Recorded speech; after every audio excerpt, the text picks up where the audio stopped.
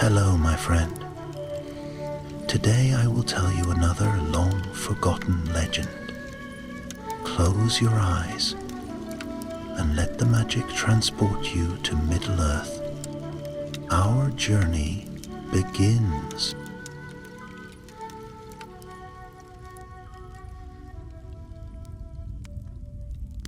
In the fading days of the Third Age, when the lands of Middle-earth still whispered of war and wonder, and the memory of Sauron's fall had not yet grown cold, there lived a ranger of the north named Calanmir. He walked alone, as many of his kind did, cloaked in a faded green-gray mantle, his boots worn thin by leagues of wild paths and silent roads. His eyes were the pale gray of stormy skies, and though young in body, sorrow clung to him like mist on the barrows of Arnor. Calanmir was of the Dúnedain, descended from kings, though he bore no crown nor title. He had fought in the War of the Ring, in shadow and silence, far from the glory of Minas Tirith or the golden fields of Rohan. It was in the burning forests of Ithilien that he lost his brother Belegar, slain by a Mordor blade, while Calanmir lay dazed under a toppled tree, his ears ringing with the thunder of siege. Since that day he had wandered, not as a hero returned, but as a ghost among the living. He spoke seldom, hunted quietly, and left no campfires behind. In the taverns of Bree or the wild glens of Eregion, none remembered his name for long. And this, Calanmir thought, might be for the better. But fate in Middle-earth is a thread spun by the Valar and cut only by doom. One cold evening, as the stars pierced the black velvet sky above the Ephel Duath, Calanmir came upon the ruins of Barad-dûr. The Dark Tower had fallen in the Great War, and its bones now lay twisted across the jagged land. The air still stank faintly of ash and sorcery.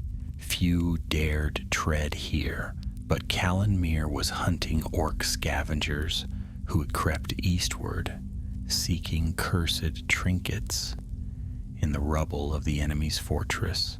He found their trail, scattered bones, crushed underfoot, and followed it into a shattered vault beneath the foundation stones of the tower. There, lit only by the silver light of a hanging lantern, he found a chamber untouched by time. The walls were smooth black glass, veined with gold and ancient runes. At the center lay a pedestal upon which rested a ring. It was not like the One Ring. There was no sense of dread, no burning weight of will behind it. This ring was slender, made of star steel, gleaming softly with a pale blue fire. Upon its band were etched words in Adunaic, the tongue of ancient Númenor. Calanmir, drawn by some quiet thread of fate or folly, picked it up. The room grew still. He waited for the pull of darkness, the whisper of Sauron's voice, or the sudden fall of shadow. But nothing came. Only a stillness, deep and vast, as though he now stood in a place forgotten by even the wind. He slipped the ring into his pouch and turned back towards the surface. The orcs he had pursued were long dead, and the road home lay westward. Yet, as he walked beneath the cold stars, he began to feel a strangeness settle over him. In the town of Tharbad, a merchant he had aided weeks before looked upon him with empty eyes and asked, "Have we met?" At an inn in Sarnford, the barkeep handed him coin for firewood and asked his name as if it were their first meeting. Even in Bree, among rangers who had fought beside him, under starlight and fire, none called him by name, and when he wrote his name upon parchment, the ink faded, the letters turned to dust. At first, Calanmir thought it coincidence. He had always been quiet, unassuming. Perhaps grief had made his presence small, but when he looked into a pool beneath the moon and saw his reflection blur and vanish, he knew. The ring, it was not a treasure, but a curse, a relic of lost Numenor, where pride and fear had birthed strange enchantments. The words upon the band, once spoken in that chamber, came back to him, etched now in memory. Let none remember, and none remain. He fled the lowlands, then the forests and fields that no longer knew his name. He returned to the old paths, seeking the wisdom of those who yet lingered in Middle-earth's fading twilight.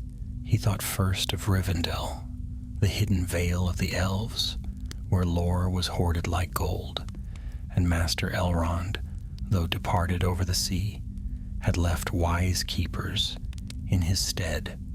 But even as he journeyed, the curse deepened. His horse, once loyal, turned wild and fled in the night, no longer knowing its master. Elven stones of healing he carried grew cold in his hands. Old wounds reopened, dreams twisted. And then came a night when even his own voice, when calling his name aloud, sounded hollow in his ears. Calamir did not weep.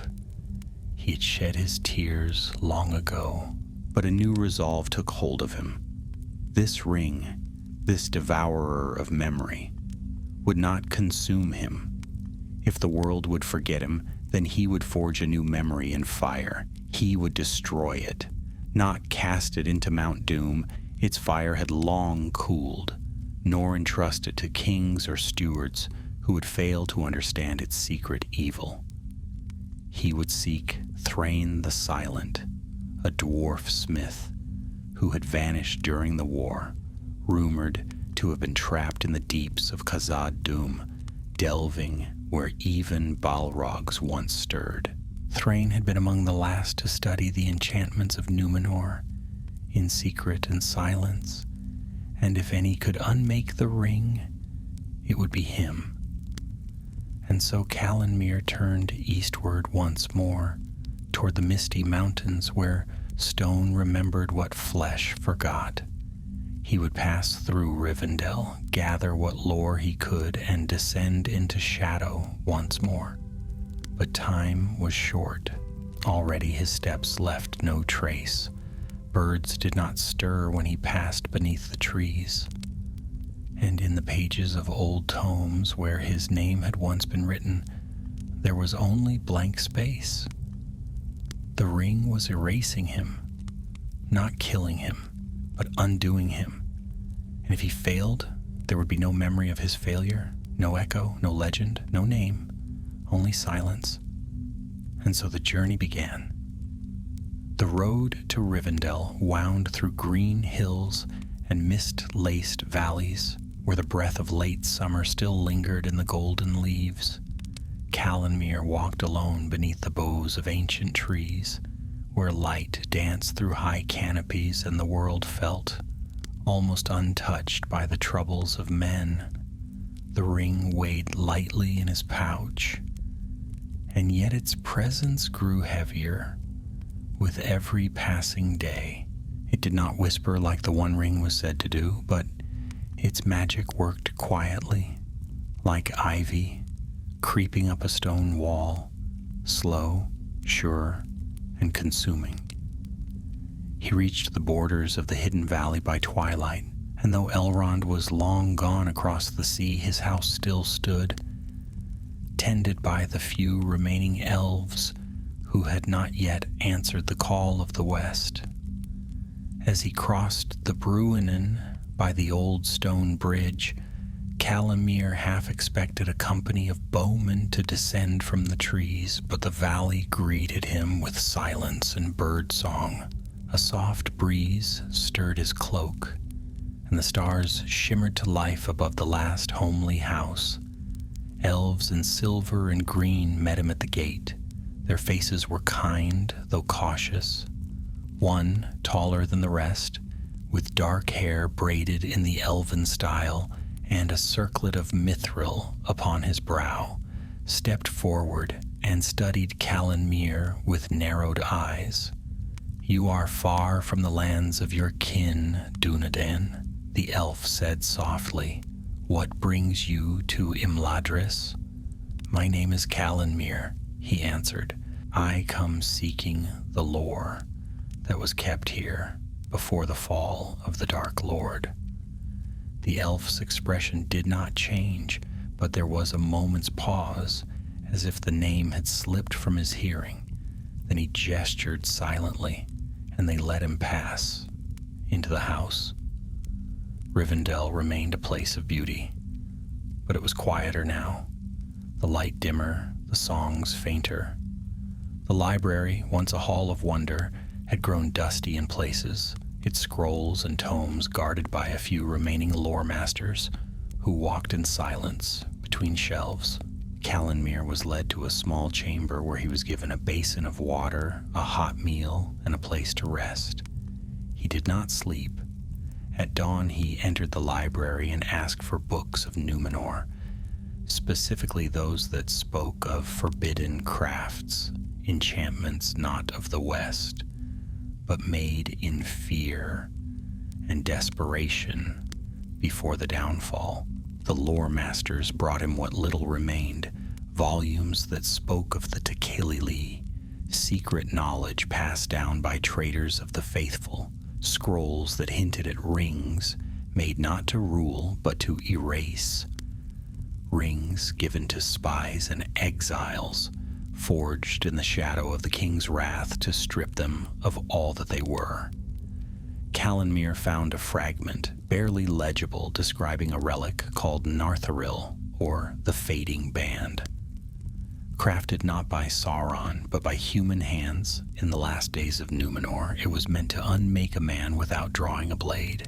To wear it was to vanish, first from memory, then from story, and at last from the world itself. It had been thought lost in the ocean's wrath, yet here it was in his pouch, gleaming with pale light beneath the folds of his cloak. He asked the lore masters what might be done, but their answers were evasive. No one had ever destroyed such a ring. The magic that birthed it was not elven, nor wholly mortal, but twisted by pride and fear. Elves could not touch it, nor could their spells unravel it. "There may be one," said an elder elf before the hearth that night. One who delved into such secrets, not in defiance, but out of duty. A dwarf, long vanished, who sought to unmake what others had wrought. They called him Thrain the Silent, for he spoke only when the forge was lit. "I've heard of him," Calanmere said, leaning forward. "He vanished during the War of the Ring." "Vanished, yes, but not dead. He passed beneath the roots of the world, down into the halls of Khazad-dûm." "Moria," Calanmere muttered, the name dark on his tongue. "It is not a place of safety," the elf said gravely. "But if he yet lives, he is your only hope." And so Calanmere's course was set. He took leave of the elves the next morning, his pack light and his resolve heavier. The wind was colder as he left the valley, and the sun seemed dimmer behind the veil of autumn clouds. He passed through the wild lands of Rudor and turned south toward the Dimril Dale. The mountains loomed ever nearer, vast, gray, and watchful. Days passed, then a week. As he walked, he noticed more signs of the ring's work. He passed a group of Dunedain riders and hailed them by name. They looked at him in confusion.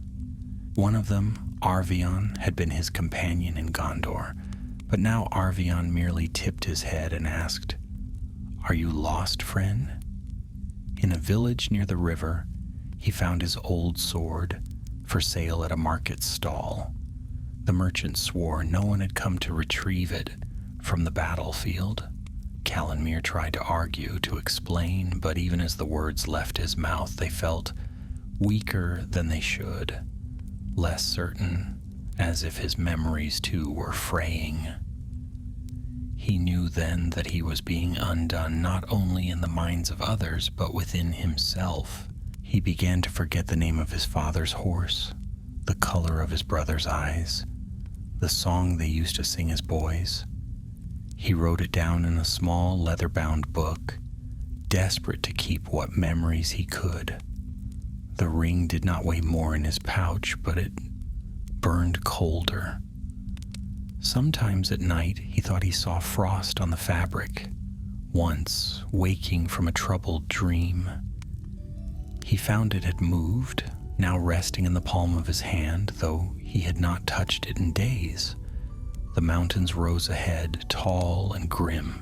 Black clouds gathered over the peaks like smoke, and Calimere quickened his pace, hoping to find the eastern gate of Khazad-dûm before the snows came down. He reached the Dimril Dale under a sky full of slate and silence. The mirror-like lake that lay before the gates was still, and no bird sang among the trees. The western entrance to Moria loomed like the mouth of a great beast, its teeth broken, its tongue long gone. A few stones bore marks of old battles, but no light shone beyond the threshold. He lit a torch and stepped inside. The darkness swallowed him. The path sloped downward, and the cold crept into his bones. Yet he did not turn back. Not because he was brave, but because there was nothing left behind him to return to. The path into Khazad-dûm sloped downward like the throat of a slumbering giant, swallowing Calimere in blackness deeper than night. His torch sputtered, throwing flickering light against the carved stone walls, but beyond its glow was only more dark, and the silence, so thick and heavy it felt alive. Once these halls had rung with hammers and laughter, the proud voices of the Longbeards echoing through their great delvings, but those days were long gone. Now even the stone itself seemed to mourn. He passed beneath towering arches where dwarven kings had once walked, their likenesses still carved into the pillars that flanked the passage, though time and shadow had worn their faces down to hollow-eyed watchers. The dust lay thick, undisturbed. Not even the scurry of rats or the flap of bats' wings broke the stillness. Calimere moved with care, every footfall a whisper, every breath drawn slow. It was not the first time he had entered Moria. Years ago, before the war, he and a small company of rangers had ventured near the Holland Gate on patrol, but none dared go far inside.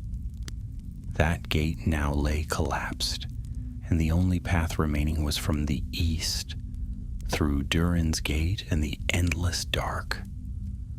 Maps from Rivendell had been of little use. Much of the layout of Khazad-dûm had been lost to time or twisted by the ruin wrought when the Balrog awoke. Still, Calimere pressed on, keeping his bearings as best he could.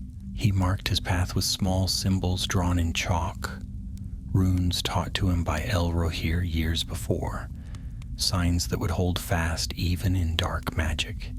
Yet after the second day beneath the mountain, some of the marks were gone when he passed them again, wiped clean, as if by an unseen hand.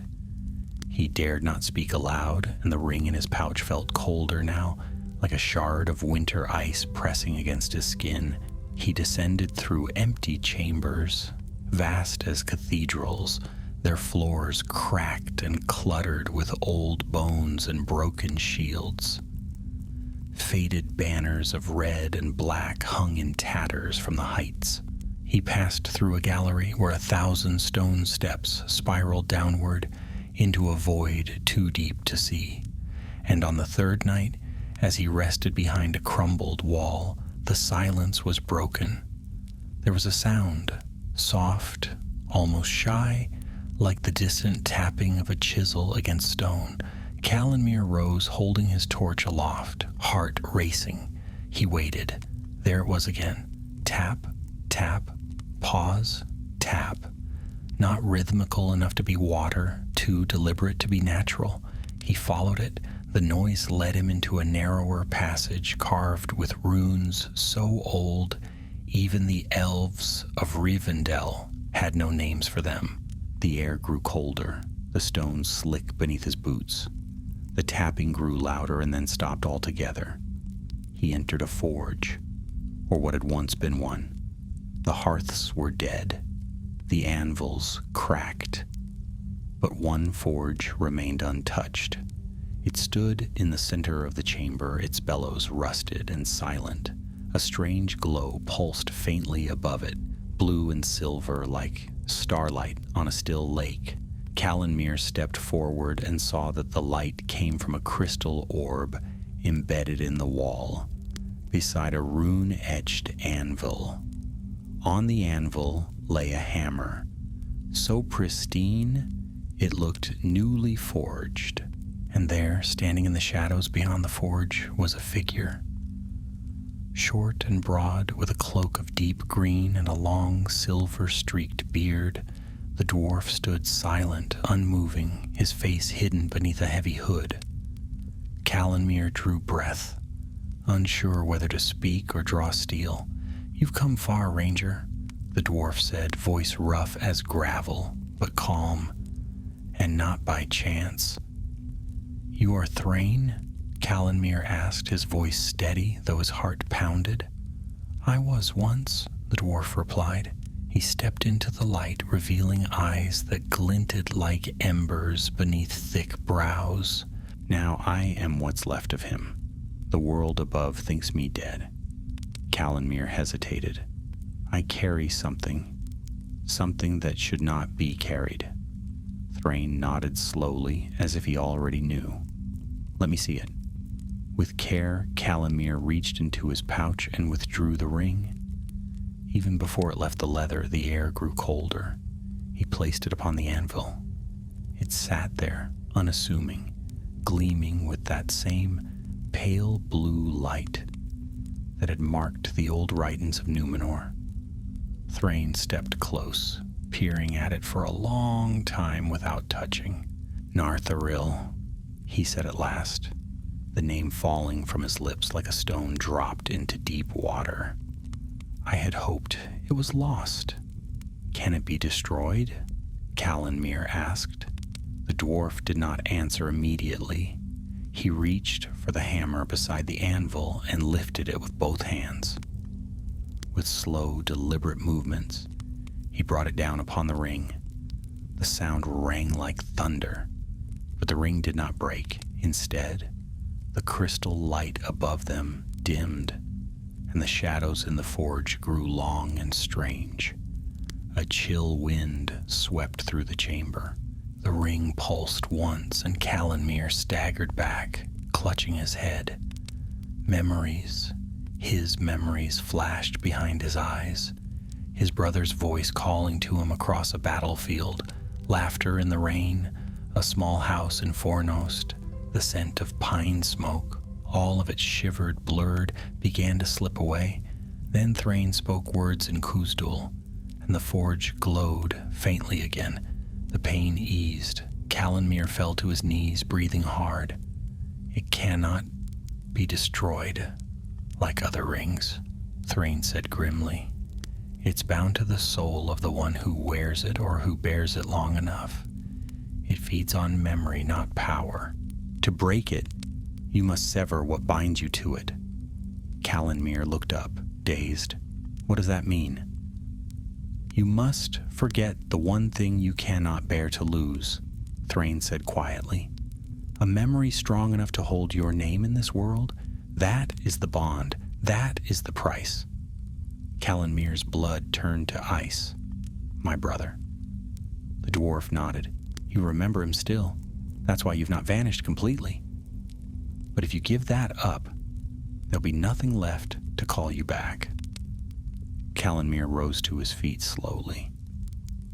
"Is there no other way?" "None that I know," Thrain answered, "but I will help you if you choose."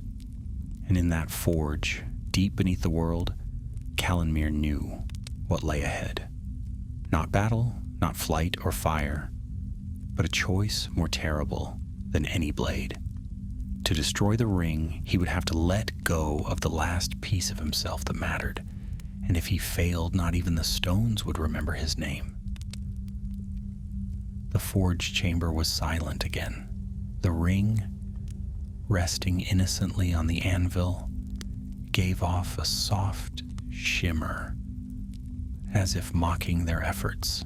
Thrawn sat on a stone bench beside the cold hearth, his great hands folded before him, brow furrowed beneath the hood of his cloak. Callanmere paced slowly in the circle of torchlight, struggling to hold on to the few memories still vivid in his mind. He could picture Belagar laughing beside a stream, carving a flute from willow wood. He could remember the rough feel of his brother's cloak around his shoulders during the long march to Osgiliath, but even now those moments felt thinner, like parchment too long in the rain. Thrain stirred at last and stood. "There is a way," he said. "A rite of sorts, an unmaking, but it's old magic and dangerous. You'll need to offer the memory freely without force or regret. If you fight it, the ring will cling to you forever." Callanmere turned, his face pale. "How do I know the memory is strong enough?" "You don't," Thrain said, gathering tools from a side chamber. A basin of silver, a knife of obsidian, a set of rune stones carved with ancient dwarvish glyphs. "But if it is, you'll feel it tearing away. And if it's not, well, you won't have much left to offer after." Together they prepared the forge. Dust was swept from the stones, the cracked bellows stitched with leather patches, and the coal bed rekindled with oil and tinder. Callanmere watched the flames rise with an odd numbness in his chest. He had faced death before, on countless battlefields, in ambushes and wild hunts. But this was different. This was a quiet undoing, one that no one would remember, not even himself. When the fire glowed with a steady red heart, Thrain placed the ring upon a small iron dish and set it in the center.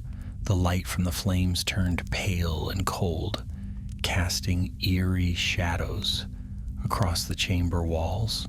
Then the dwarf motioned for Callanmere to kneel. "You must speak the memory aloud," Thrain said. "Describe it fully, every detail. No part of it can be held back." Callanmere took a deep breath. The air felt heavier now, the walls closer. He looked into the fire, at the ring, and tried to hold fast to the picture in his mind. "It was in Ithilien," he began, his voice quiet but steady. "Near the end of the war, we'd been separated from the main force. Belagar and I were tracking a small band of orcs through the forest. The leaves were turning gold, and the air smelled like wood smoke and rain. I remember he found a bird's nest, empty, just a tangle of twigs, and joked that it looked better than the inns we used to stay in." The forge grew colder as he spoke, the fire's light dimming though it still burned. "We followed the trail to a ravine. There was fighting. I don't remember much. Noise, flashing steel, a fall. When I woke, he was gone. I found his sword near a tree, broken. I searched for 3 days. The words began to catch in his throat. He forced himself to go on. I remember the last thing he said to me. He told me I was the steadier one, that if anything happened, I should lead the others. I think he knew he wasn't coming back." The fire cracked sharply and the ring pulsed. Callanmere felt a pull in his chest, sharp and sudden, like a string had been yanked from deep inside. His breath hitched and he reached out instinctively, but Thrain caught his arm. "Don't stop now," the dwarf warned. "It's working." Callanmere clenched his jaw and stared into the ring. The memory began to shimmer as though it were no longer his own. The colors dulled, the sounds faded. He tried to recall Belagar's face and couldn't. The sound of his voice grew faint. Panic welled in his throat. What was his voice like? Callanmere asked, half to himself. What color were his eyes? Let it go, Thrain said gently, though there was strain in his voice too. It must be all of it. But Callanmere's hands trembled. He could feel the memory slipping, unraveling like a thread pulled from a sleeve. His knees buckled and he knelt before the forge, eyes wide with grief and fear. I can't, he whispered. If I let it go, there'll be nothing left. You will remain, Thrain said, kneeling beside him. Changed, yes, but free. The ring binds itself to what you cannot release. You've kept this pain alive because it's all you had left. But pain is not remembrance.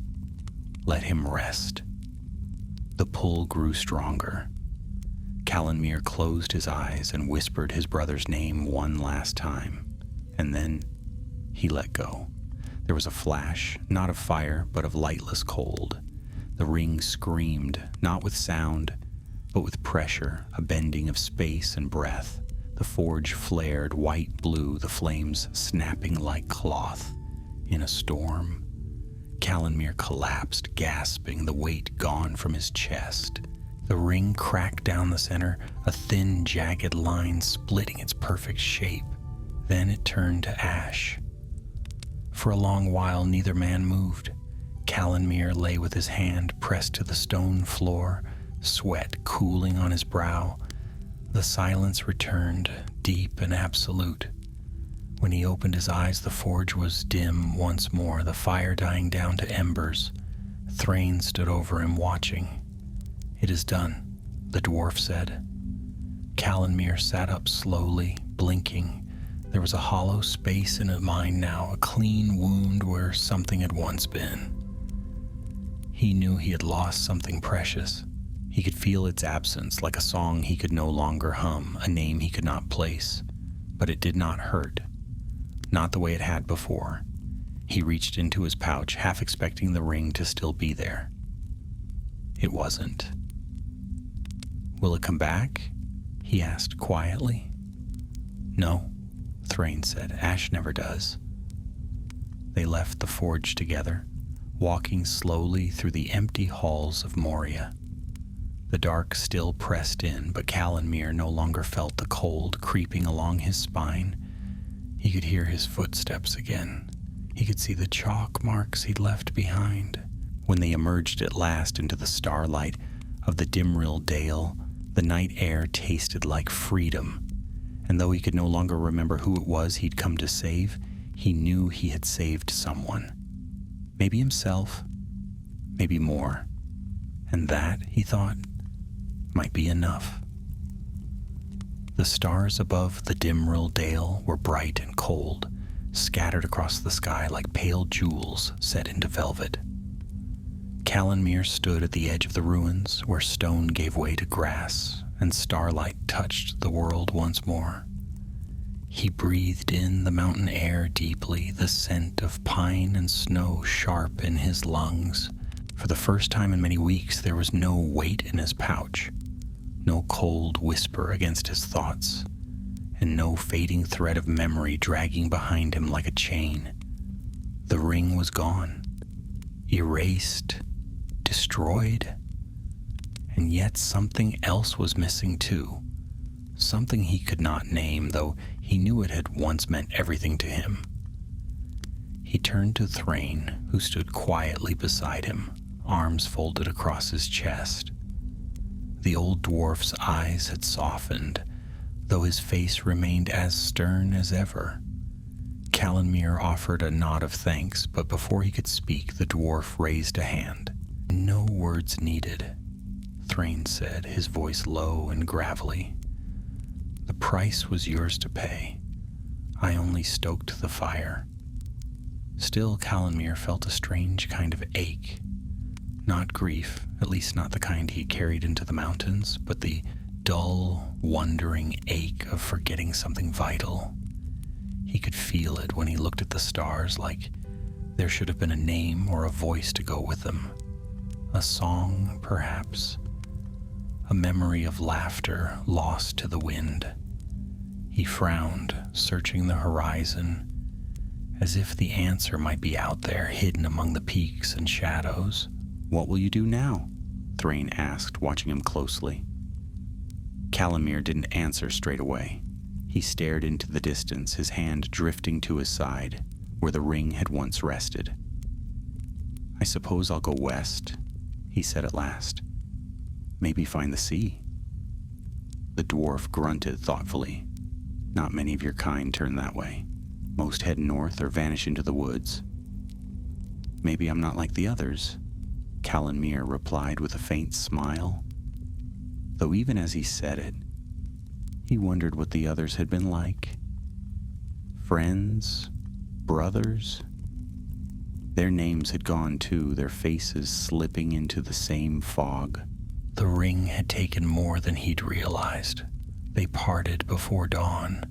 Thrain returned to the dark halls of Khazad-dûm, disappearing with a nod and a few gruff words about needing to tend the forge.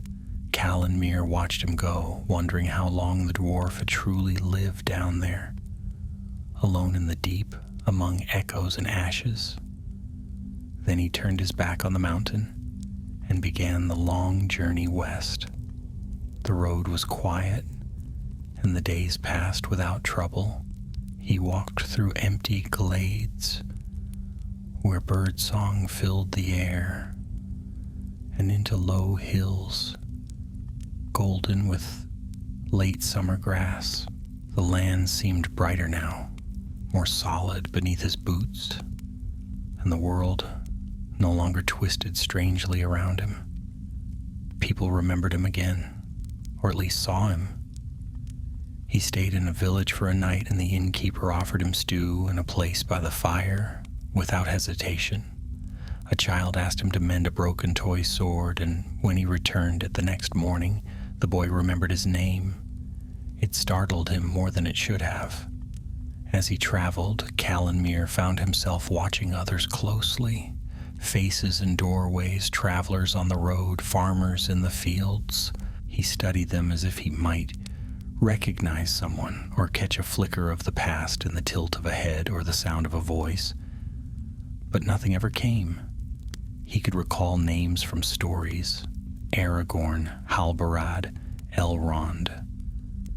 But there were gaps around them, like someone had carefully plucked pieces from a tapestry and left the rest intact.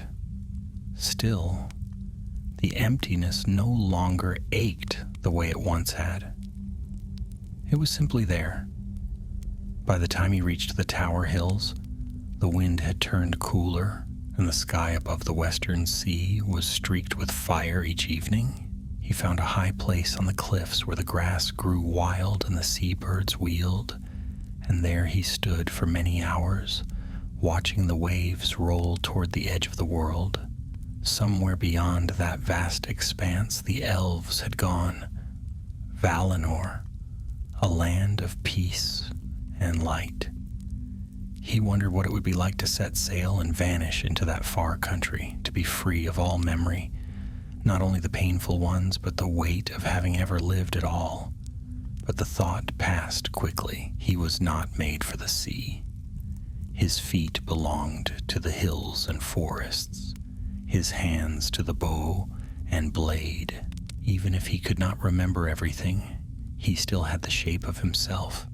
That, at least, remained. He made camp that night under a leaning pine tree, its roots half exposed by the wind. The stars overhead were brighter than ever. He kept a small fire burning and sat beside it with his journal in his lap. The pages were filled with notes, scraps of remembered roads, names of rivers and forests, drawings of runes he no longer understood. At the back of the book, there was a single page marked with a symbol. A small bird with outstretched wings He didn't remember drawing it. He stared at it for a long time, and then without fully understanding why, he opened to a fresh page and began to write. The words came slowly at first, then more freely, shaped by instinct more than memory.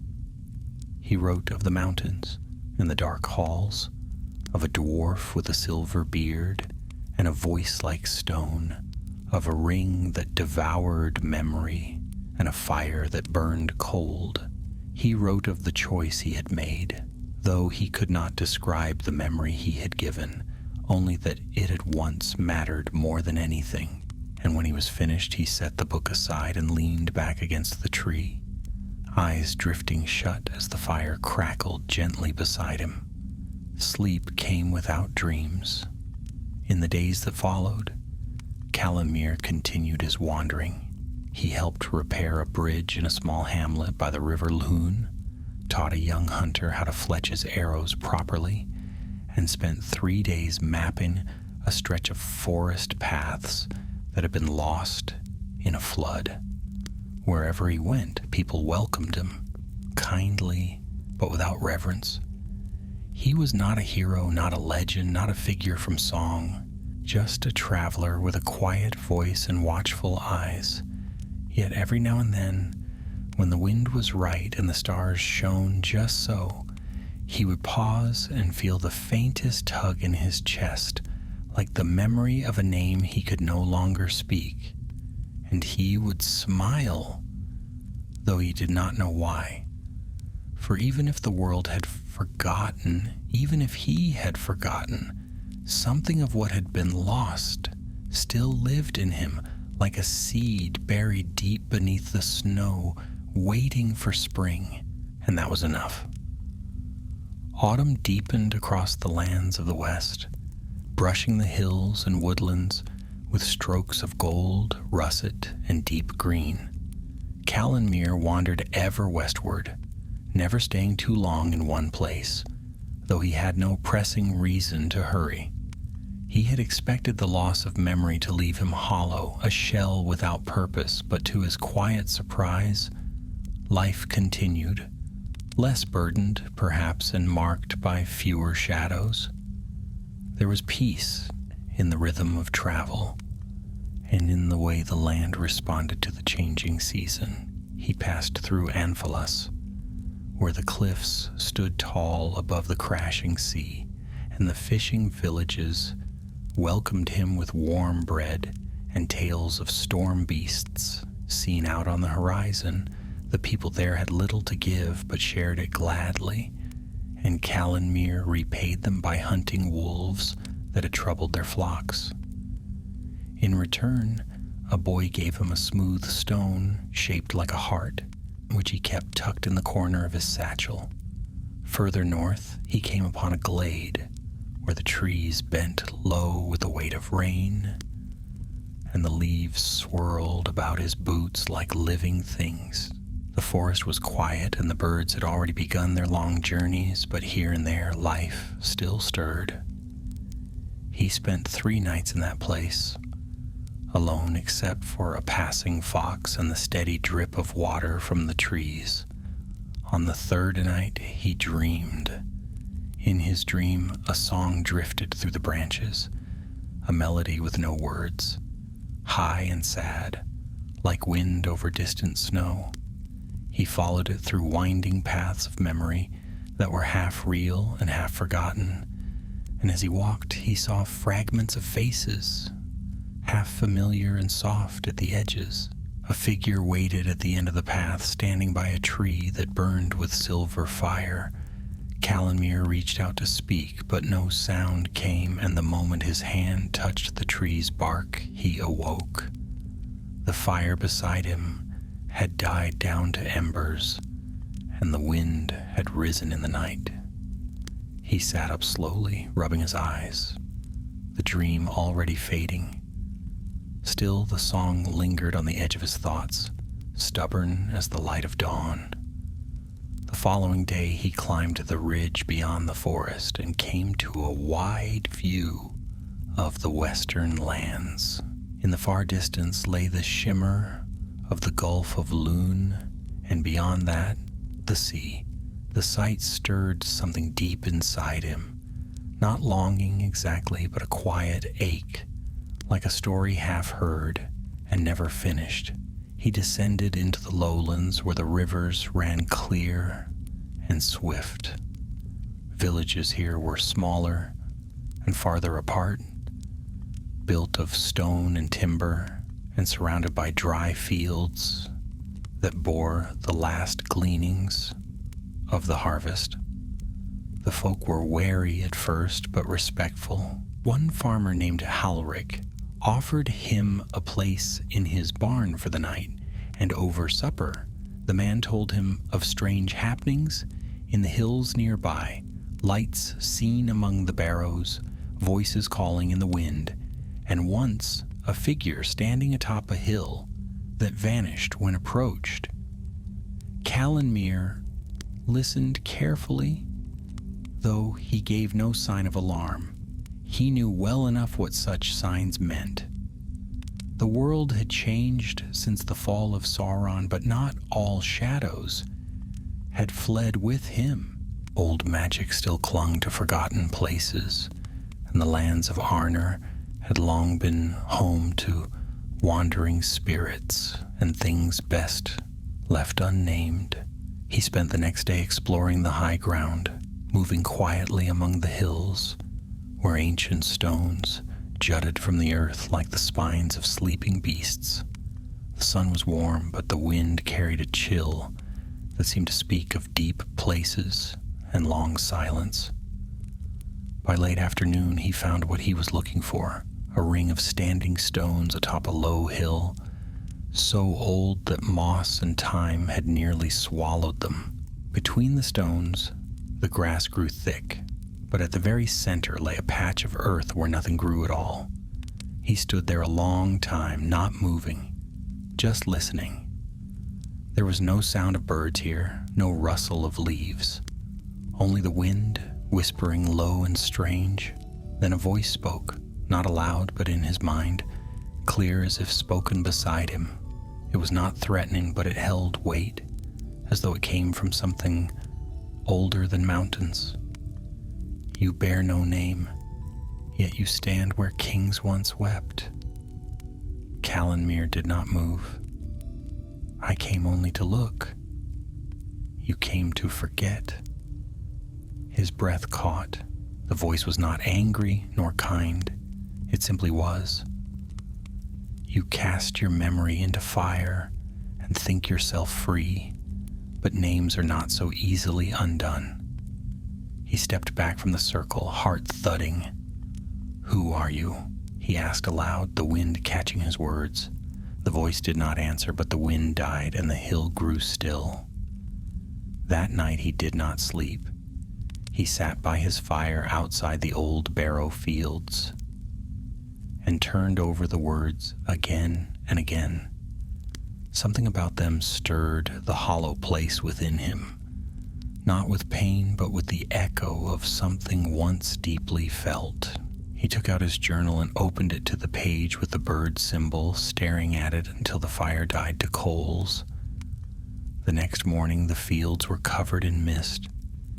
He took it as a sign and left the village without saying farewell. Walking swiftly westward with the wind at his back, he traveled for several days without trouble.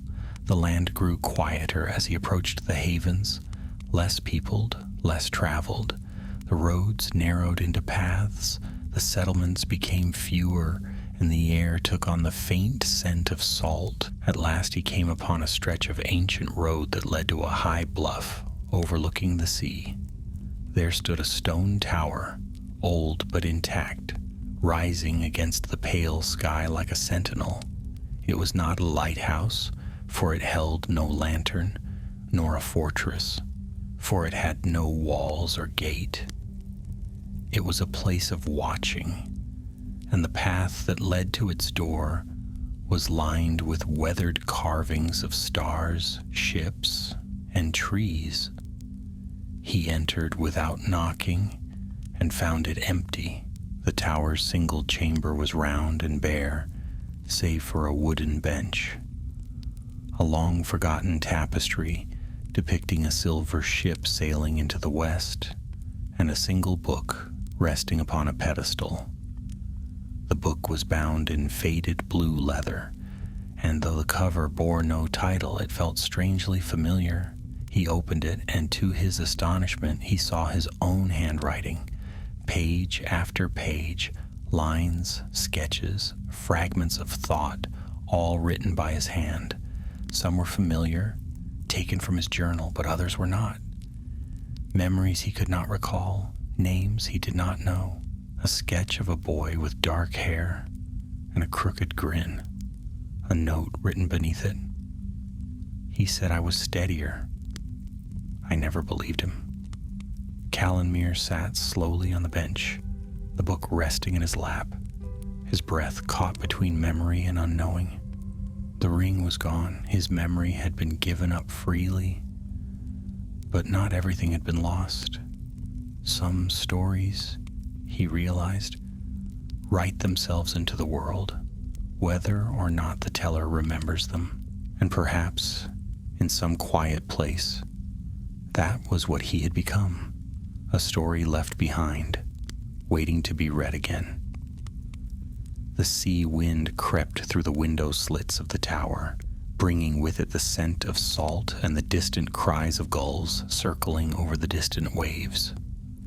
Calenmere sat long upon the bench, the book open upon his knees, while the light of afternoon drifted across the stone floor in soft golden lines. He turned the pages slowly, half dreading what he might find, half hoping that something within might unlock the door he had closed in the forge's fire. The writing was his own, unmistakably so. His script always had a slightly slanted curve, with certain flourishes at the ends of letters that he'd picked up from elven tutors in his youth. But though the hand was familiar, the words themselves often were not. Some pages were no more than fragments. Snow in Ithilien, his laughter in the trees, sunlight through pine needles, blood on stone, while others were longer, entries written in haste but heavy with feeling. He found one dated near the final months of the War of the Ring. It described a patrol through the woods, a skirmish with Easterlings, and then ended abruptly with the words, "Belegar would have found the path faster. I still lose my way without him." The name hit him like the echo of a bell from a tower long fallen. Belegar. The name was there, pressed into the parchment, but no memory came with it. Only the sense that it had once meant something too vast to carry and too dear to speak aloud. He stared at the name for a long while, as if willing it to return. But the fire had done its work, and whatever he had given up in that forge, it would not come back. Still, the presence of the book was undeniable proof that not all had been lost. Something had resisted the fading, something he had written before the unmaking.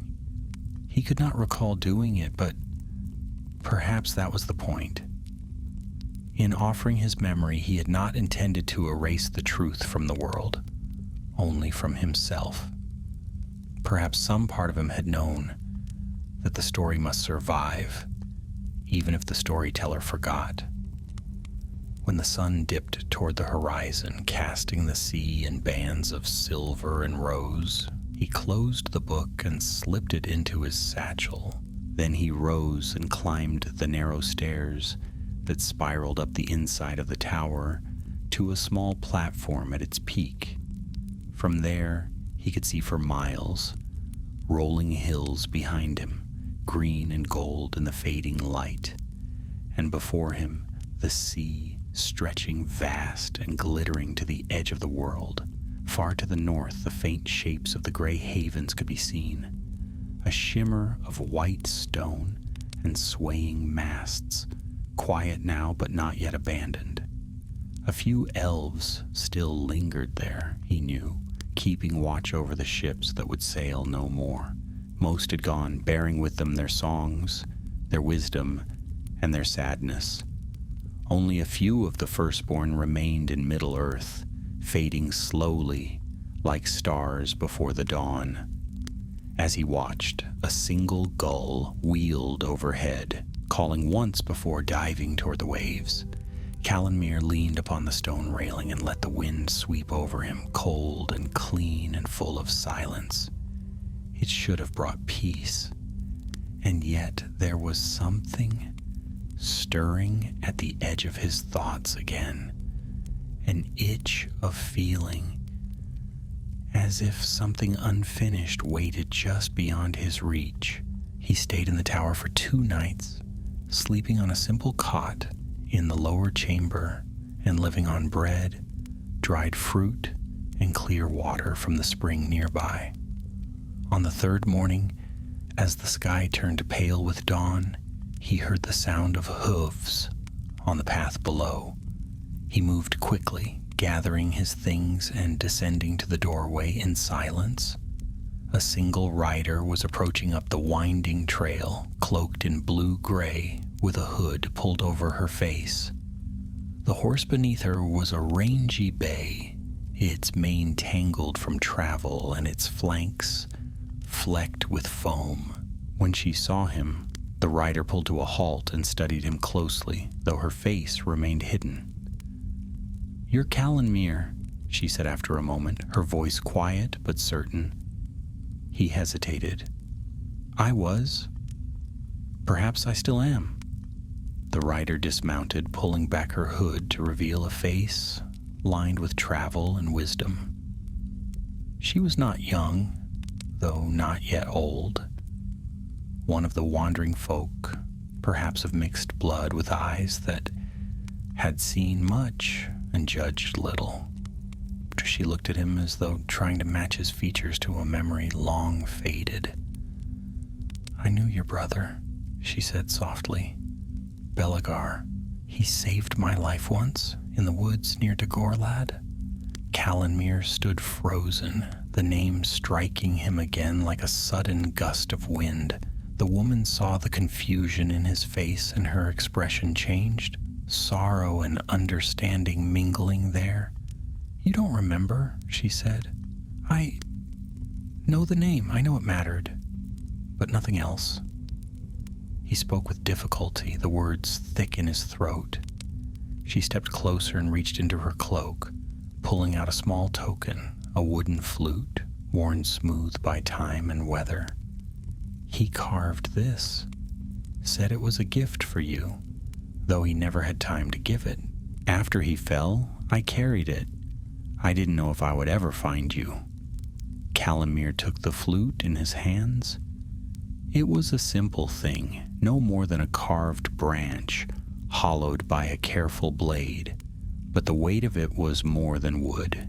He turned it over slowly, and though no memory returned, he felt the echo of something deep, a warmth in his chest, a pressure behind his eyes. "Thank you," he whispered, and the woman nodded. "There are songs we carry, even when we forget the words," she said. "You may not remember him, but you remember enough to grieve." They spoke a little longer, though there was little more to say. Her name was Elandra, and she had come west to pay her respects before she left Middle-earth. She would be sailing soon, or so she hoped if a ship remained to carry her. They parted as the sun crested the hills, and she rode down the path with a hand raised in farewell. Calanmir watched her go, the flute still in his hand, and then returned slowly to the tower. That night he played it for the first time. The notes came haltingly at first, uncertain and wandering, but soon they found a rhythm, soft, low, and wistful, like wind across a lonely plain. He did not know the tune, but it felt familiar all the same, and when the last note faded, he sat in the quiet, eyes stinging, heart full. No, he would never remember the face. He would never recall the voice or the final words spoken. But perhaps memory was not the only way to remember. There was music and story and silence. There were the things that lived beyond names. He opened his journal once more and began to write, not to recover the past, but to leave something for the future. A song, a story, a name, even if it was not his own. Autumn faded into the first breath of winter, and Calimere left the tower behind. The sky had turned pale with frost, and the winds blew colder now, carrying the taste of snow from the northern highlands. He traveled inland along the banks of the river Lune, following winding woodland paths where the trees grew close and bare branches clattered against one another like old bones. The flute hung from a leather cord around his neck, hidden beneath his cloak, but its presence was a quiet weight he could feel with every step. He did not play it often, only when the nights were long and still, but whenever he did, the same melody returned, unbidden, like a half-remembered lullaby from childhood. Villages became fewer as the land grew more wild. He passed through empty ruins choked with ivy and fallen stone, remnants of old settlements long since forgotten. Once near the edge of a dark forest, he came across a weather-worn statue of a king, moss climbing up its knees and birds nesting in the crown. A single name had been carved into the pedestal, though it was nearly worn away. Calimere could make out only a few letters, and they stirred nothing in him. The past had grown as distant as the stars above, yet something always pulled him forward, even when he had no destination. He often woke with the feeling that someone had just spoken his name, only to open his eyes and find the world still and silent. At times he wondered if perhaps the ring's magic had not been entirely destroyed, if some remnant still lingered in the corners of his soul, tugging at what had once been. But those thoughts passed, for they led nowhere. Whatever the truth, it no longer changed what he had become. One evening, as twilight bled through the clouds and the wind carried the scent of wood smoke, he came upon a crossroads marked by a tall stone pillar. At its base, a small fire crackled, and beside it sat an old man, wrapped in a heavy cloak, whittling a piece of wood with a curved knife. He looked up as Calimere approached, his face deeply lined and his beard shot through with silver. His eyes were clear and sharp, and there was something in them that spoke of long years and deeper knowledge than most men carried. "Evening, traveler," the old man said. "Long road behind you or ahead?" Calimere hesitated.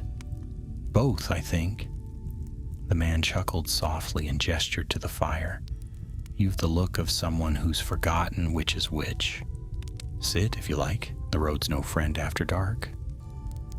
Grateful for the warmth, Calimere dropped his pack and settled on the far side of the flames.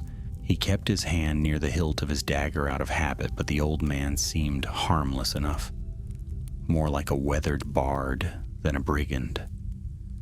The air was thick with pine and smoke, and the fire danced in lazy patterns, casting shadows that flickered and twisted across the ground. They sat in silence for a time. Then the man spoke again without looking up. "There's a tale told in these parts," he said, "about a man who carried a ring that could erase all memory of him. Folk say he vanished from the world piece by piece until not even the wind knew his name." Calimere did not respond, though something in his chest tightened. "Some say it was a mercy," the man continued, turning the piece of wood in his hands. "Others say it was a punishment, a fate worse than death. What do you think?" Calimere met the old man's eyes. I think stories often leave out the parts that hurt the most. The man smiled faintly. True enough, but sometimes the parts they leave out are the ones worth remembering. He held up the carved wood, a bird in flight, wings stretched wide. It was not unlike the symbol Calanmere had found in his journal. The sight of it made him draw breath softly. "You know this shape?" the man asked, watching him. "I've seen it before," Calanmere replied, "but I don't remember where." "That's the thing about memory," said the old man, setting the carving on a flat stone near the fire. "It has a way of finding its way back when it matters." He rose then, brushing off his cloak, and glanced down the westward road. "I won't keep you, but if you follow this path, you'll come to a glen where the stars shine clearer than anywhere in Middle-earth. Some say the elves still sing there, even now." Calanmere stood as well, shouldering his pack. "Why are you telling me this?" "Because your story isn't finished," the man said simply. "Not yet. And those who forget their stories are in danger of becoming part of someone else's." He stepped into the shadows beyond the firelight and vanished without another word. Calanmere stared after him, unsure whether to be wary or grateful.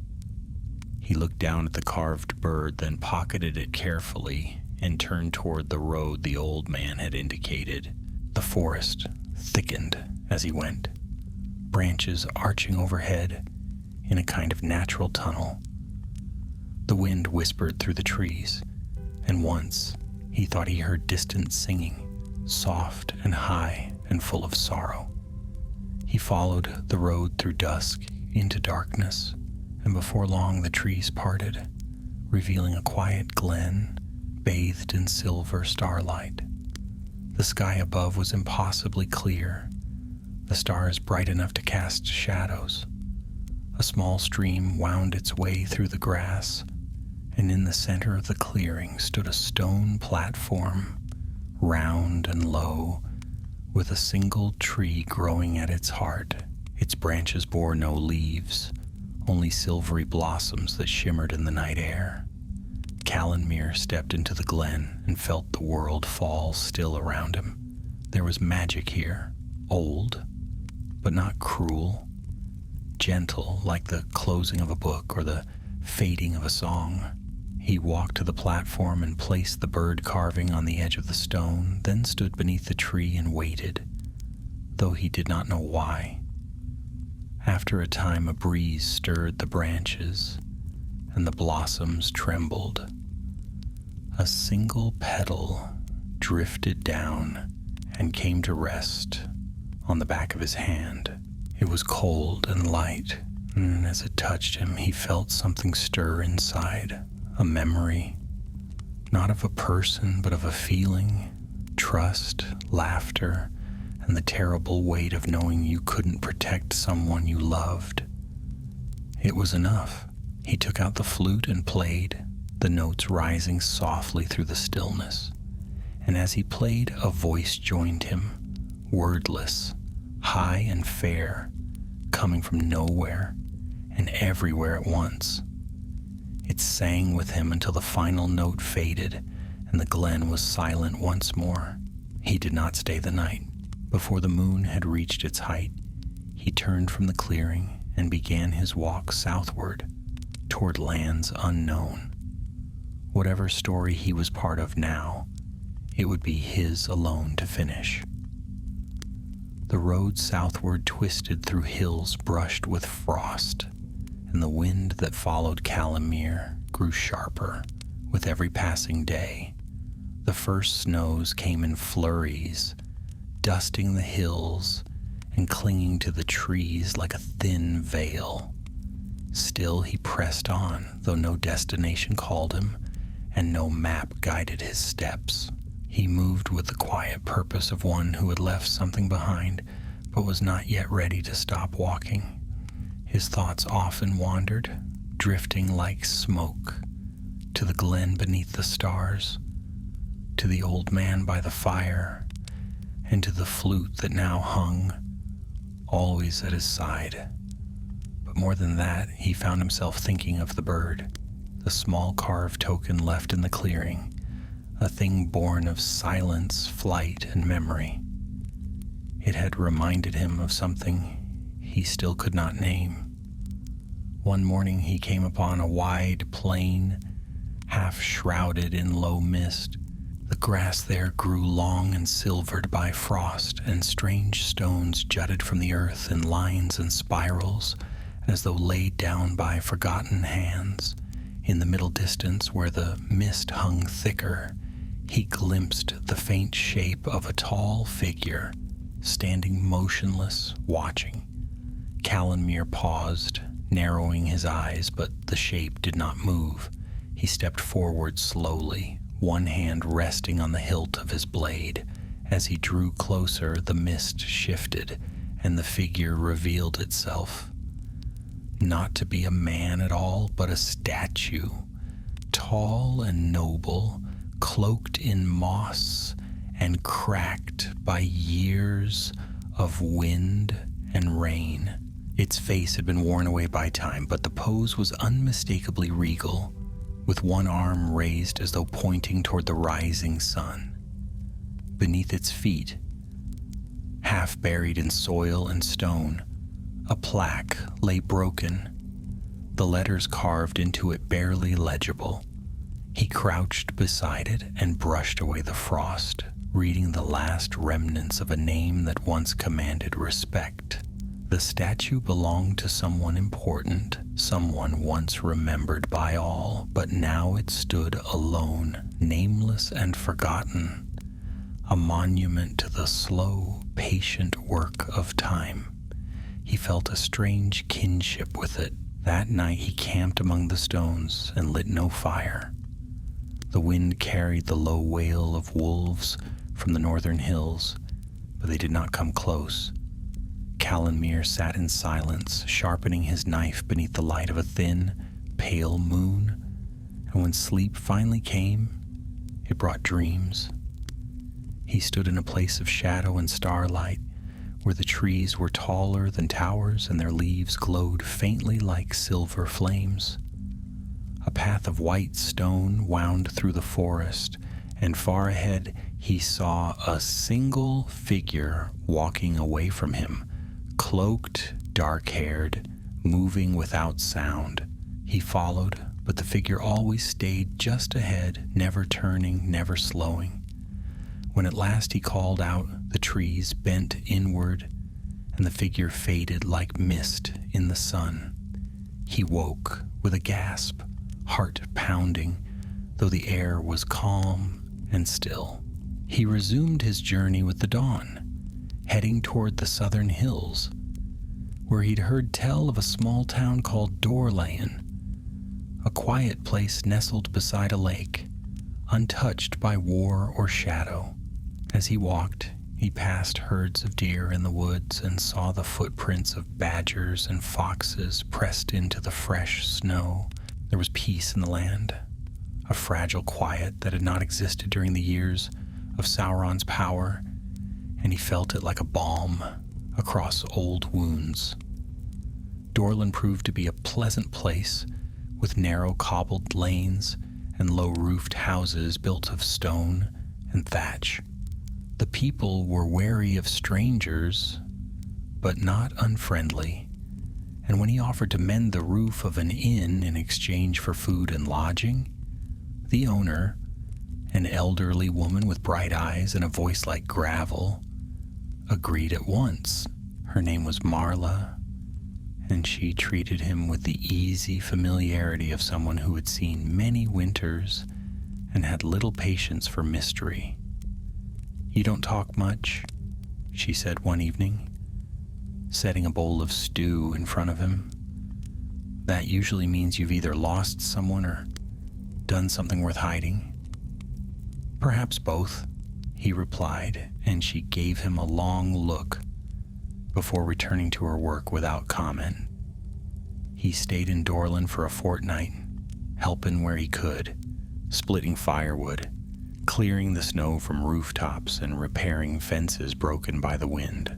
The villagers began to greet him with nods, and one boy followed him wherever he went, fascinated by his bow and the quiet way he moved through the world. Calanmere taught him how to track deer through fresh snow, and though the boy never asked for stories, he watched him with the wide eyes of one who suspected the man before him was more than he appeared. On the final night before he was set to leave, Marla sat beside the fire in the common room and told him of a hill beyond the lake where, on clear nights, the stars seemed close enough to touch. "There's a stone circle up there," she said, stirring the coals. "Old as anything in these lands. Some say the elves carved it, though I expect they say that about every stone that hasn't fallen over." Calanmere said nothing, but the next morning he packed his things and made his way to the hill. The path was steep and half hidden beneath drifts of snow, but he found it easily enough. At the top stood the circle, as Marla had said, 12 stones arranged around a single slab, their surfaces smooth and unmarked, as though time had forgotten how to weather them. The lake below glittered in the winter sun, and the mountains in the distance seemed touched with gold. He stood within the circle for a long time, not thinking, not remembering, simply feeling the wind against his skin and the sky above him, vast and open. And then, almost without knowing why, he drew the flute from beneath his cloak and began to play. The notes rose softly into the air, curling upward like smoke, and as he played, he felt again that strange stirring in his chest, the sense of something once dear, something given and lost, and yet not entirely gone. The wind moved through the stones with a voice of its own, and for a moment he felt as though the hill remembered what he could not. He closed his eyes, and in that instant, the world seemed to hold its breath. When the song ended, silence followed, deep and complete. He opened his eyes slowly and saw, resting at the base of the central stone, a small bird feather, white, edged with silver. He picked it up, though he could not say how it had come to be there. It was light as air, and yet it carried a weight that made his fingers tremble. Whatever lay ahead, he knew now that the journey was not over. There was still something waiting in the world for him, some answer, some truth that had not yet revealed itself. The road would take him there in time, and when it did, he would be ready. The feather stayed with him after that day. He kept it carefully wrapped in a fold of cloth and stowed in a pouch near his belt, though he never spoke of it to anyone. It wasn't elven work, that much he knew. No glamour or trickery clung to it, and no charm hummed beneath its surface. But it felt old in a way that was hard to explain, like something from a story forgotten long ago. When he held it, he didn't feel magic exactly. He felt seen. He left Dorland the next morning, giving the boy who had shadowed him a whittled wooden fox in parting. The child beamed, clutching the toy like treasure, and Calanmere smiled faintly as he walked out beneath the gray sky. Snow drifted lazily over the hills, soft and quiet, and the trees stood like silent sentinels beneath their white cloaks. The road ahead led southeast toward the forests of Minhiriath, a land he had never walked, though he had heard tales, woods as old as the world, where roots grew deep and streams whispered secrets. It seemed as good a direction as any. Days passed in steady silence, and though the land grew colder, he did not mind. The forests he entered were thick and tangled, with moss clinging to tree trunks and small hollows where deer bedded down at night. He made camp beneath ancient boughs and followed forgotten trails through the bracken, moving like a shadow. Occasionally, he came across remnants of old settlements, half-buried stones, broken steps leading nowhere, and wells choked with leaves. This land had seen much, though little of it remained in song or tale. In the heart of the woods, where the trees grew tallest and the light fell in speckled shafts, he came upon a clearing unlike any other. It was perfectly round, with the grass flattened in spirals, as though something had circled there for many years. At its center grew a single tree, an ash, wide of trunk and pale of bark, with roots that spread like fingers into the earth. It stood untouched by snow, and its branches bore neither leaf nor bud, yet there was no sign of rot. It was asleep, not dead. Calanmir stepped into the clearing and felt the hairs on his arms rise. The silence here was different, not empty, but waiting. He approached the tree slowly, hand resting on the pouch where the feather lay. The air around him was still and cold, and he could hear his own breathing loud in his ears. When he reached the tree, he laid a hand against its bark. The moment he did, he was no longer alone. Something stirred beneath the earth, an awareness, vast and ancient, like roots brushing against a memory. It did not speak in words, but in images. A river, dark and wide, winding through mist. A mountain crowned with lightning. A face, blurred, half-remembered, smiling through tears. He stepped back, heart pounding. The tree stood as it had before, unmoving and silent. Yet he felt changed, as though something had passed through him, like a breath or a dream. He took the feather from his pouch and laid it at the base of the trunk. "Who are you?" he whispered, not expecting an answer. But somewhere deep in the forest, a bird sang.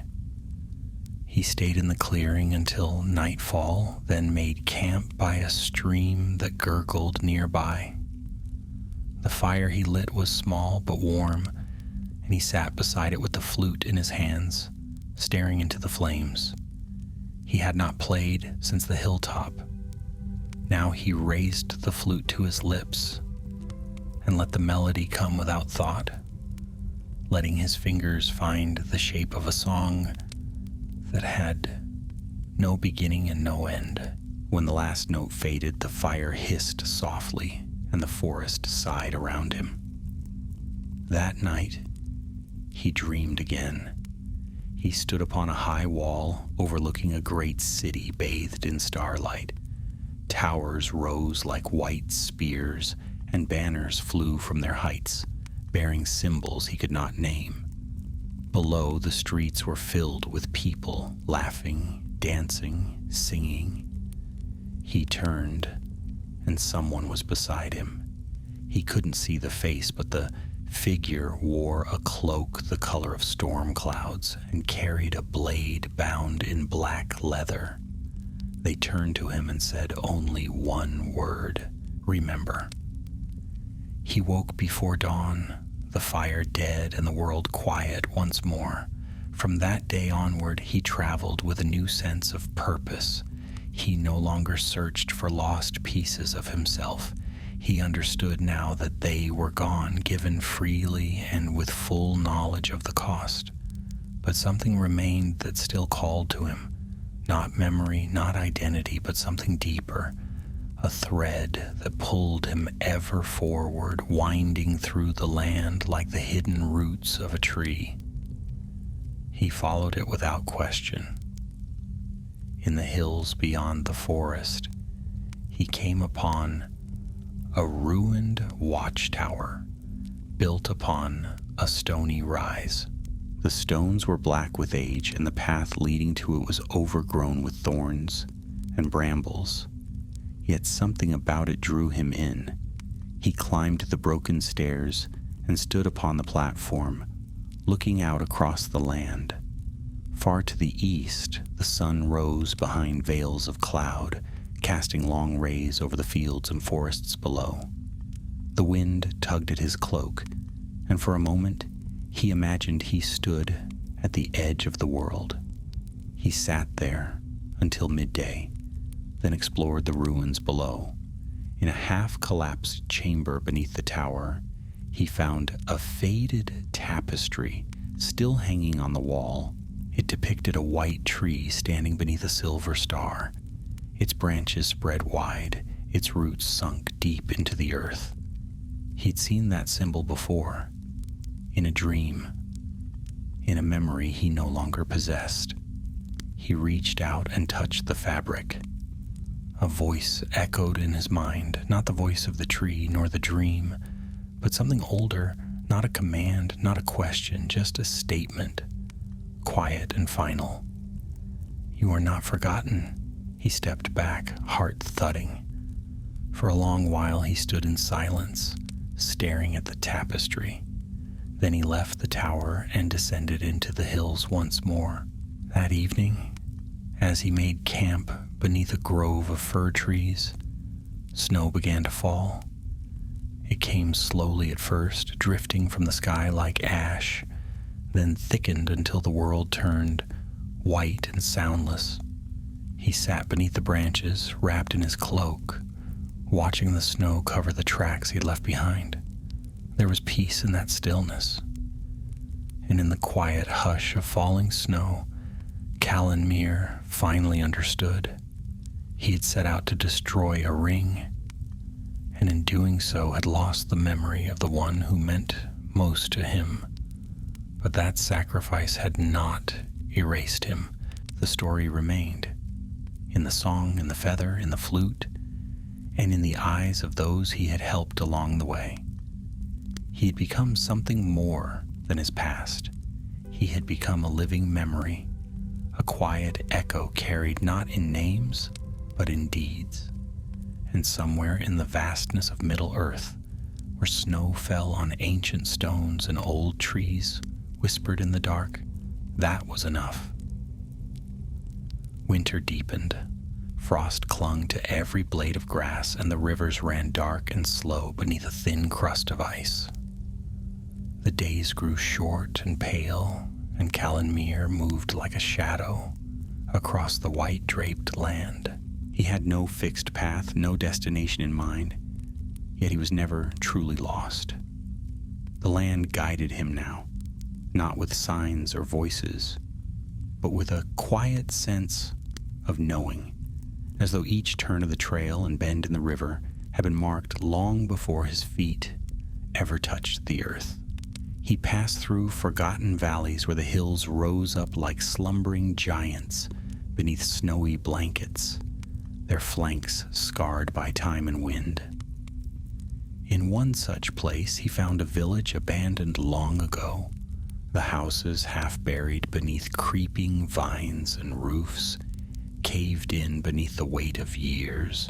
Yet the hearths were still intact, and the air carried the faint scent of juniper, as if someone had burned it recently. He stayed one night in a stone-walled house, with ivy curling through the windows, and while the snow whispered against the door, he dreamed once again. This time it was not a vision or a voice. It was a memory, not sharp, but hazy, like sunlight, seen through rippling water. He saw a younger version of himself standing on a ledge above a river. The water rushed far below, fast and silver, and beside him stood a boy with a crooked grin and a look of mischief in his eyes. They had argued. Calanmere couldn't remember why. Something foolish. Something that didn't matter now. But the boy had grabbed his arm before he could turn away and had said something, words that struck him deep, even now, though he could not recall them exactly. When he awoke, tears clung to the corners of his eyes, though he felt no sadness, only gratitude. He traveled on, heading east now, drawn by a restlessness he could not name. The lands of the West had been gentle, healing, but they were no longer enough. Something waited for him beyond the hills, past the riverlands and the deep woods. A place, a moment, an end. He could feel it approaching. One evening, as he crossed a frozen meadow near the edge of a vast forest, he heard laughter. It was faint, distant, carried on the wind, but unmistakable. He stopped at once, every sense alert, and turned toward the sound. There, not far from the tree line, stood a group of travelers gathered around a campfire, their silhouettes dancing against the flicker of flame. Children darted between tents, and the air rang with music, pipes and fiddles, and the rhythmic beat of hand drums. For a moment, Calanmere simply watched, uncertain whether to approach. These were no ordinary folk, that much was clear. Their wagons were painted in bright colors, decorated with streamers and charms, and a dozen lanterns hung from branches above the camp, glowing with soft amber light. He stepped forward, cautious but unafraid. As he drew closer, a woman with long dark hair turned and spotted him.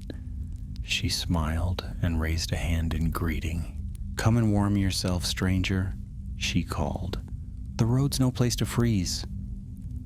Her voice was cheerful, but there was a keen sharpness behind her eyes, as though she saw more than most. Calanmere nodded and joined them at the edge of the fire. A man handed him a mug of hot cider, and a girl no older than 10 offered him a blanket, which he accepted with a word of thanks. They did not press him with questions, though a few cast curious glances his way. He noticed that many of them wore feathers sewn into their cloaks or tucked behind their ears, each one a different color and size. "We don't often get company," the woman said as she settled beside him. "Most folk give us a wide berth, say we're strange, wandering folk, that we see too much and say too little." Calanmere glanced at her. "And is that true?" "Some of it," she said with a shrug. "But strange isn't always bad. Sometimes it just means we remember the old ways, the ones most have forgotten." He sipped the cider. It was sweet and spiced with cloves. "Do you remember many things?"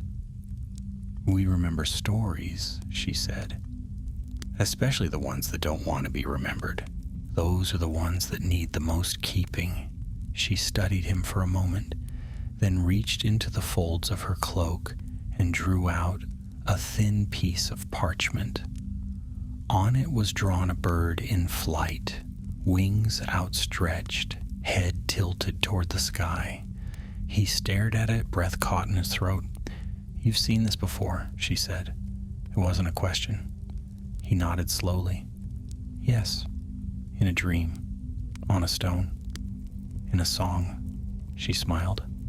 "It's a mark of remembering, not of the past, but of those who choose to carry the forgotten forward. There aren't many left who bear it." He looked down at the feather tucked in his pouch, then back at her. "What does it mean?" She tilted her head. "It means your name may be gone, but your purpose isn't. You were unmade once, but you are not undone." They said nothing more for a while. Around them, the music played on, and the children laughed, and the wind rustled the canvas of the wagons. Calanmere felt, for the first time in many weeks, that he was not alone. Not truly. These people did not know his story, but they knew the shape of it. That was enough. He slept that night near the fire, and when he woke, the camp was gone. No tents, no wagons, no footprints in the snow. Only the ashes of the fire remained, and in their midst a single silver feather lay untouched by soot. He picked it up and held it tightly, then turned his face toward the rising sun. The land ahead grew steeper and the wind harsher, he traveled into the foothills of the misty mountains, their peaks white with fresh snow and their slopes jagged with ice. The trails were narrow and treacherous, but he moved with care and certainty. There was no fear now, only a quiet resolve, a sense that he was nearing the end of something. Not death, perhaps, but something close. He reached a ridge one evening just as the sky turned crimson, and there before him lay a wide valley wreathed in mist. At its heart rose a lone spire of stone, dark against the snow, surrounded by a ring of trees twisted by time. A narrow path led down into the vale, and without hesitation he followed it. The air was still, not silent, but hushed, like a library or a temple. At the base of the spire stood a gate of black iron, ancient and cold, its hinges bound with vines that bore no leaf or bloom. Calanmere approached it and laid a hand against the iron. It swung open without a sound. Within the circle stood a pool of frozen water, clear as glass, with nothing beneath it but darkness. He stepped to the edge and gazed down, expecting to see his reflection, but there was none. Only the cold, black water, still and endless. He knelt beside the pool and took the feather from his pouch. Holding it above the surface, he hesitated only a moment, then let it fall. It drifted down and touched the ice and vanished without a ripple. A breath of wind stirred the trees, and he remembered. It came not like the rush of water bursting through a dam, but as a gentle tide creeping up the shore. Soft, certain, and irreversible, Calanmere fell to his knees beside the frozen pool, his breath misting in the cold air, as memory unfolded within him like the petals of some long-closed flower touched again by sunlight. It was not all at once. There were no sudden visions, no flashes of light or sound. Instead, there was a name, Belagar, and this time it did not vanish when he spoke it in his mind. It held weight, texture, warmth. He remembered a riverbank where two boys had raced the wind, shouting over the roar of the current.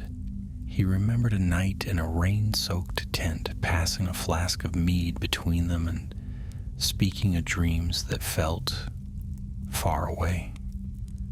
He remembered the sword his brother had always kept too sharp, the way he laughed from his belly, the way he had stood between Calanmere and death, more times than he could count.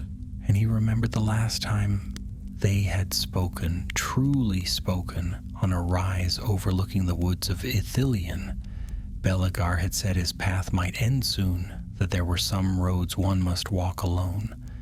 Calanmere had scoffed, called him foolish, but Belagar had smiled in that maddening way of his and said, "If you remember me, it won't matter how I go." He had remembered, and then he had forgotten. The pain came next, not sharp, but deep, a hollow ache in the chest like the echo of a bell rung far away. Tears slid down his cheeks before he even knew they had fallen. He bowed his head over the frozen pool, one hand pressed against the glass-like surface, the other clutching the empty pouch where the feather had been. The wind whispered again through the trees, not cruel, not cold. It wrapped around him like a cloak, brushing his hair back from his face, stirring the folds of his cloak. Somewhere above, a single star blinked into view through the veils of mist. He sat there a long time. When at last he rose, he felt changed, not heavier, not burdened, but fuller somehow. The emptiness that had haunted him since the ring's destruction had not vanished, but it had become something else. Not a wound, but a scar. Not a loss, but a space where something true had once been and might be again. The gate stood open behind him, silent and still. He passed through it without looking back. The path wound through the trees and up the slope, but now he saw details he hadn't noticed before. Old carvings in the bark, faint traces of song etched in stone, footprints half covered by snow but still leading onward. He followed them until the valley was behind him and the stars filled the sky. At dawn, he crested a ridge and saw the world open out before him, a wide plain stretching eastward, golden with the first light of day. A river cut through it like a ribbon of silver, and in the far distance the sun rose behind the snow-capped peaks of the misty mountains. It was a view he had never seen, and yet something in it felt familiar. He descended toward the plain, the snow crunching beneath his boots, the wind gentler now. As he walked, he passed others, travelers wrapped in cloaks, bearing staffs and satchels, faces bright with wonder. Some greeted him with nods, one or two paused, frowning faintly as though trying to place his face, but no one called him by name, and that, he realized, was as it should be. The world no longer knew him as it once had, and perhaps never would again. His name had faded from the songs and the scrolls, and even in Rivendell or Minas Tirith, no record of him remained. Yet he walked with the knowledge that his story had not been erased. It had simply become part of something greater, folded into the weave of the world like a thread of silver running through a tapestry. He found a quiet place to rest at the edge of a shallow stream. The grass there was damp with dew, and the sound of the water was steady and soft. He built a small fire, just enough to warm his hands, and sat beside it with the flute in his lap. For a long time he did not play. He simply watched the flames and listened to the stream and the birds waking in the trees. Then, at last, he lifted the flute and let the notes rise into the morning air. It was not the old melody, the one of grief and remembering, but something new, something lighter. The tune wandered at first, uncertain of its shape, but slowly it grew stronger, braver. It danced like sunlight on water, like wind through leaves, and as it played, he felt not sorrow, but peace. A young woman passed on the road nearby, leading a mule loaded with firewood. She paused when she heard the music and smiled, though she said nothing. He met her eyes and returned the smile, then nodded once in farewell as she moved on. She did not ask his name. She did not need to. When the fire had died down and the last note of the song had faded, Calimere packed his things and rose to his feet once more. The flute he kept close, and the journal he'd begun in the tower he now filled with small entries, descriptions of trees, of cloud shapes, of people he met along the way. He no longer searched for fragments of what had been lost. He simply lived. And so the ranger walked on through Middle-earth, his face known only to the road, his tale whispered only in wind and water. But sometimes, in the quiet corners of the world, on hilltops where the stars burned bright, or in forests where the trees bent low to listen, a song would rise on the breeze, a soft melody full of longing and hope, of love that was lost and found again, and those who heard it might pause just for a moment and wonder. For though the name of Calimere had faded, and though the ring that had sought to erase him lay broken and forgotten beneath the world, the memory of him remained, carried not in books or bard songs, but in the hearts of those who lived and listened. And in that way he was never truly gone.